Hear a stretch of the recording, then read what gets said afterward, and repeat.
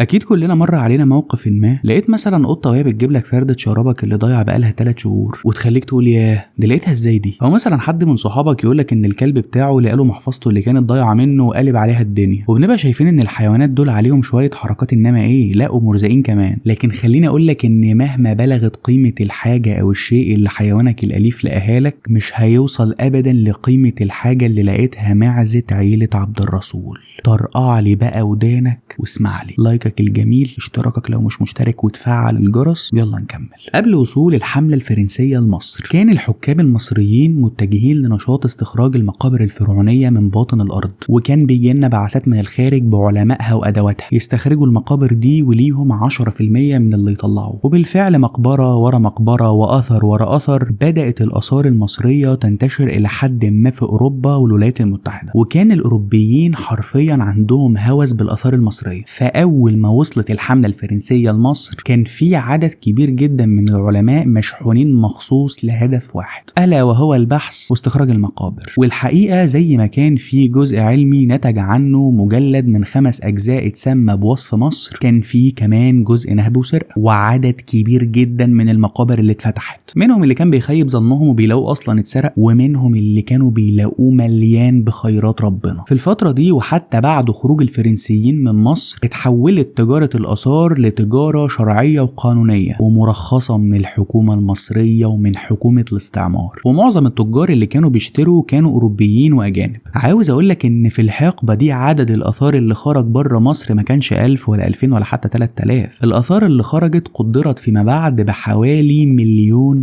قطعة أثرية، ده غير المعابد الكاملة اللي اتنقلت حرفيا وتركبت بعد كده، وغير المسلات اللي بتزين أهم ميادين العالم كله. أنا عايز أقولك إن في سفن مخصوصة اتعملت علشان تتحمل وزن الآثار دي. طيب أنا بحكي لك ده ليه؟ هل مثلا بحرق دمك؟ علشان أبين لك قد إيه الوضع كان فوضوي، واللي كان بيلاقي حاجة كان بياخدها، والأرض فجأة بقت تطلع كل اللي فيها بسهولة، والآثار اللي فضلت تحت أرض مصر الآلاف السنين ما كانتش بتكمل شهور فوق الأرض مجرد ما بتطلع. طيب فين بقى المصريين من كل ده؟ كانوا هم الدلالين على المقابر دي، وكانوا كمان مترجمين وعمال. أهل الأقصر بالتحديد كان عندهم خبرة عظيمة ومعرفة قوية بطبيعة أرضهم، وتحياتنا أكيد لأهل الأقصر على راسنا. فكانوا بيسهلوا الدنيا على أي بعثة جاية. من ضمن العائلات المشهورة اللي كانت بتساعد الأجانب هم عيلة عبد الرسول، اللي كان ابنهم محمد شغال ترجمان للأجانب اللي كانوا بييجوا يطلعوا الآثار اللي تحت الأرض، وباقي وقته الفاضي كان بيروح مع أخوه أحمد علشان يرعى الغنم بتاعهم. وفي يوم وهم مروحين مع أغنامهم شردت منهم معزة ناحية الجبال، فجري أحمد وراها واستغرب جدا لما شاف المعزة وهي بتقع في حفرة جوه الجبل، واستغرب جدا من شكل الحفرة. فبلغ محمد أخوه باللي حصل وبدأت رحلتهم في البحث عن المعزة. مجرد ما خيم الليل أخدوا لمبتهم الجاز وحبل،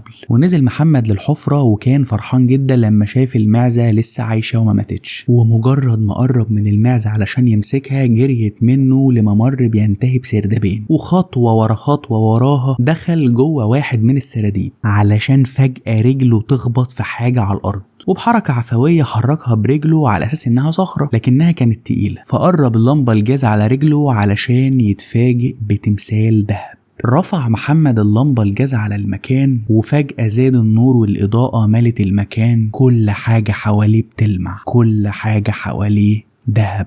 المشهد اللي شافه محمد خلاه يترعب ويخاف، وجري ناحية الباب بسرعة ونده على أحمد أخوه وطلب إنه يسحبه بسرعة لفوق. وأحمد كل اللي كان بيسأله إيه؟ المعزة ماتت؟ ومحمد كل اللي كان بيقوله كلمة واحدة بس: علي علي علي بابا علي بابا. ومجرد ما محمد هدي أحمد نزل معاه المقبرة علشان يتفاجئ ويشوف اللي عمره ما كان يحلم أصلا إنه يشوفه: تماثيل بالمئات، توابيت ملهاش عدد، ورق بردي في كل مكان، آلاف من القطع الذهبية والاكسسوارات والمشغولات الذهبية، ده غير الفازات البرونز. وبعد ما اتأكدوا ان اللي شافوه ده ما كانش حلم روحوا بيتهم وحكوا لاخواتهم عن اللي شافوه، وكان القرار اللي الكل اجمع عليه ان محدش هيتكلم نص كلمة عن اللقية دي. وكانت كلمة ووعد رجالة لمدة 10 سنين. في ال10 سنين دول اتغير تماما وضع عيلة عبد الرسول علشان يبقوا من اغنى عائلات الاقصر. هتسألني هل هم باعوا كل اللي لقوه في المقبرة المقبرة؟ هقولك لا، كانوا اذكى من انهم يطلعوا كل حاجة مرة واحدة، فكانوا كل فترة بيطلعوا تمثال او قطعة ذهبية ويبيعوها وتمنها يتقسم عليهم كلهم. وعايز اقولك ان القطع دي غيرت حياتهم 180 درجة. ولكن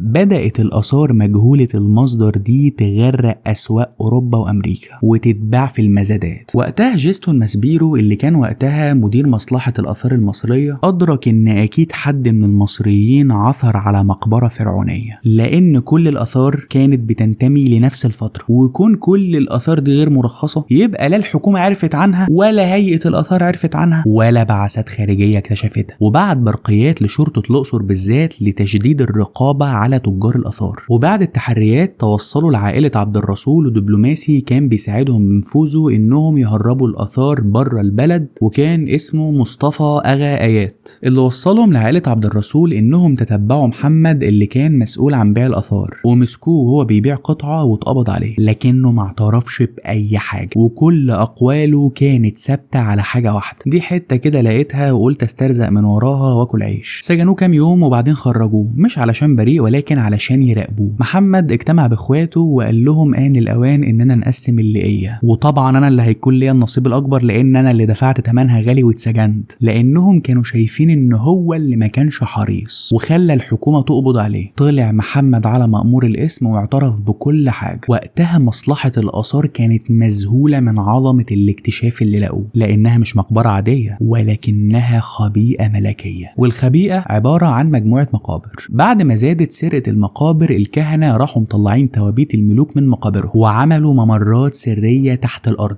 وحطوا كل مجموعة من توابيت الملوك في مكان واحد بشكل جماعي. والخبيئة دي صعب جدا ان حد يوصل لها بسبب المهارة الهندسية اللي اتعملت بيها والممرات بتاعتها اللي بتشبه المتاهة. والخبيئة دي اتسمت بخبيئة الدير البحري، وعثروا فيها على 50 تابوت ملكي فيهم اهم الملوك اللي حكموا مصر، منهم رمسيس الثاني، امنحتب الثالث، سيتي الاول وسقن رع، واحمس وتحتمس الثالث، وامنحتب الثاني، وقائمة طويلة جدا جدا. الحقيقة ان خروج التوابيت من الخبيئة ما كانش بالامر السهل، وده لان اهل المنطقة كانوا رافضين تماما خروج التوابيت. ما كانش عندهم مشكلة ان هيئة الاثار تاخد كل كنوز الخبيئة لكن ما يطلعوش اجدادهم وملوكهم من مكانهم. وعلشان هيئة الاثار تقدر انها تطلع التوابيت كان في عدد كبير جدا من الجنود المصريين جاهزين باسلحتهم وخططهم لتفشيل اي حركة ممكن يعملها اهل المنطقة علشان التوابيت ما تخرجش. بل ان وقت التوابيت ما خرجت كانت رجالة البلد منكوس الرأس بسبب حزنهم على اللي بيحصل، والستات كانت لابسة اسود، وشيعت خروج التوابيت بالبكاء والعويل ووضع التراب على رؤوسهم. وكان المشهد مخيف جدا لدرجة ان الاجانب افتكروا ان لعنة الفراعنة حلت على اهل البلد. بعد كده الحكومة اتعاملت مع عائلة عبد الرسول على اعتقاد منهم انهم ممكن يكونوا يعرفوا مقابر تانية او كنوز تانية، وما سجنوش حد منهم ولا حد قدر يعاملهم ابدا على انهم لصوص، وكانوا رافعين راسهم لدرجة ان محمد عبد الرسول طلب من الحكومة طباعة وجهه على العملة زي الملكة إليزابيث، وده قصاد مساعدته ليهم. وبالفعل طبعوا له عملة منها واحدة ما زالت محفوظة في المتحف البريطاني الكبير لكن ما تمش التعامل بيها، ودلوقتي التوابيت دي معروضة في المتحف المصري الكبير وشفناهم في عرض نقل المومياوات الشهير. معلومة على جنب، في ناس مش مصدقة حوار المعزة ده ومؤمنين ان احمد ومحمد عبد الرسول كانوا بيدوروا على المقبرة ولقوها، وخاصة ان عائلة عبد الرسول مرزقة قوي في حوار كشف المقابر ده وكشف الابواب السرية جوه المقابر وكشف اماكن التوابيت المخفية جوه المقابر. انا عايز اقول لك ان هم وعيلة اسمها الكريتلي بيقال انهم عندهم القدرة على رفع الاوزان الثقيلة جدا بمنتهى السهولة، وهيئة الاثار المصرية ما تقدرش انها تتحرك من غيرهم. بعد اكتشاف خبيئة الدير البحري بسنين كان حفيد محمد عبد الرسول لسه طفل صغير بيخدم ويساعد بعثة اثرية كانت بتبحث عن مقبرة ما. ففي يوم وهو بيجيب المية وقعت منه كوباية، فالكوباية عملت صوت مجرد ما ارتطمت بالارض. الواد ياخد الكوباية ويكمل شغل،